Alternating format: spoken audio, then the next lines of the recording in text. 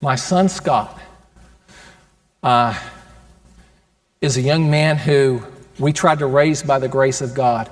Carol was a grace-filled woman, and she taught me almost everything that I know about this. And we tried to raise Scott by the grace of God. And when we did, we made mistakes, things we did wrong, all that. But God was working in his life. Instead of making declarative statements, asking questions, creating this grace environment where we had no rules.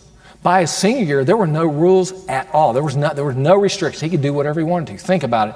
9 months, he was going to be gone anyway. So, we went all the way through that senior year and had no problems whatsoever. Scott went off to Duke University. Not exactly the bastion of evangelical Christianity, but great in basketball. Yes. And so, he's there. He's taken Jesus with him.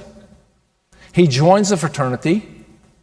And in those 4 years he was at Duke University, I can name you by name individuals, young men, who would say to you tonight, because of the witness of Scott St. Clair, I'm a follower of Jesus, or I'm a stronger follower of Jesus.